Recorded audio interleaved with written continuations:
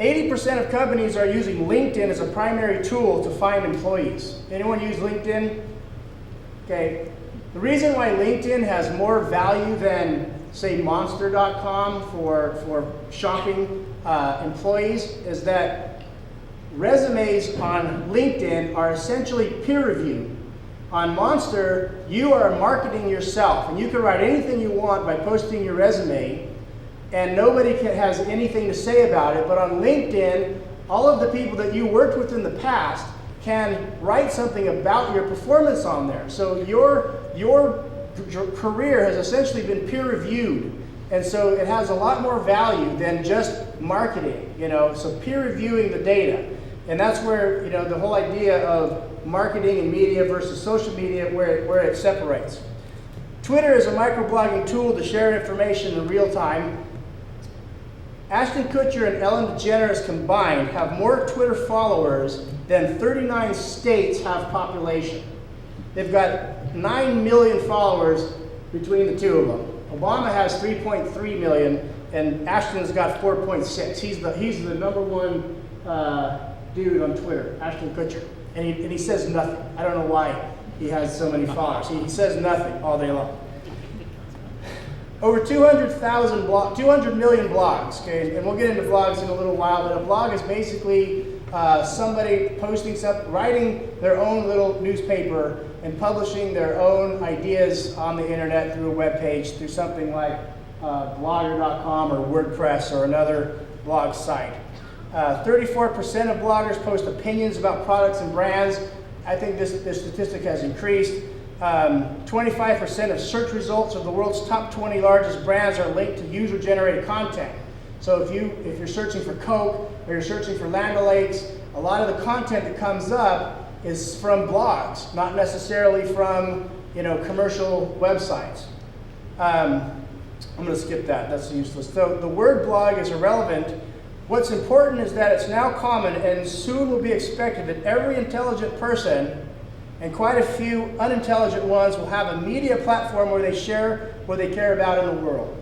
So with this guy, who is a social media guru here, he's saying that it's expected of people who are experts to participate in blogging, and that if you're not there, then you devalue your industry or you devalue your product. It's an expectation of consumers that you are there telling your story. If you're not on a social networking site, you're not on the internet. So what this is saying is that if you're not using Facebook, if you're not participating in a conversation, then you're not on the internet. If you're just interacting one way and you're just using the internet to search for information, you're not really participating in the internet. You have to give back. And giving back to the internet is participating in the communication. Social media is not a fad. It's a fundamental shift in the way we communicate. The old communication was a monologue. 18% of TV ad campaigns generate a positive return on investment. Only 18%. So when you look at all the advertising that we do, Happy Cows, Got Milk, and all the other things that are out there on TV, only 18% of those ad campaigns, like Geico and whatnot, return positive ROI. They're losing money. And most of that is because 90% of people who can skip the ads do. And the newest statistic I've seen is that like 80% of families now have a TiVo, and 90% of those people skip the ads. So where we're investing our money needs to be reevaluated, because advertising on TV has much less value than it did. On an average day, a person is exposed to 3,000 advertising messages, and only 14% of people trust advertising. Yet, almost 80% of people trust a recommendation of another consumer or a peer. And this is social media. So somebody, how many times have you gone to Amazon to buy something and you immediately go to the bottom and look what people say about it, right? The first thing I do is click on the negative stuff. Like, I want to know what kind of crap people are talking about the product. And I trust that more than anything else. I mean, it's the first thing I go to. So, and I don't even know why I do that, but I do it. And that's the way people are getting their information, from peers. So I figure that's some guy used the product, he knows what he's talking about, I'll get his recommendation. Okay, so that concludes that part. Any questions? Let's move on. Why should we participate? We meaning agriculture, dairy. People don't trust advertising, they trust their peers. More than half of the people are getting their information from friends and family or from online. The other half are getting it from TV news as the second largest source. Radio, newspapers is almost at the bottom of the list. Newspaper is a small fraction, but over half is family friends, which is represented by Facebook, and online, which is essentially represented by blogs, okay, when people are going to look for something.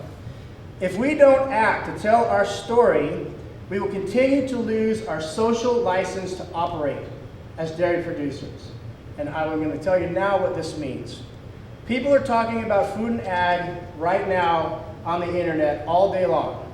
And what they're talking about is this stuff.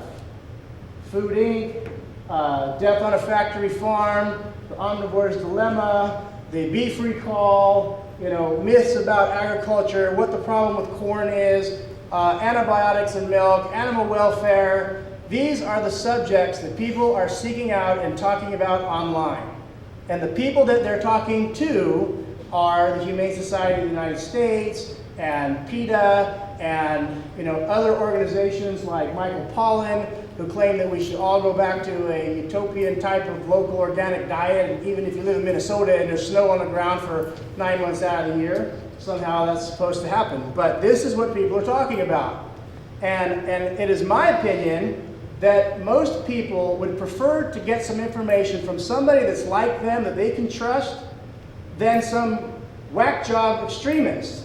But if the whack job is the only one that's out there presenting the information, they have no choice but to use that information, because they're too busy to go and do a lot of research. They'll just find the first thing and they'll run with it. So when they read Time magazine and watch Food Inc. and watch Death on a Factory Farm, they believe that this is the way all animal agriculture is being handled. And only we as producers can tell them a different story, because I just told you that 14% of people trust advertising, 90% of people fast forward through advertising, so it doesn't really help us to pay some other organization to tell our story. We have to do it.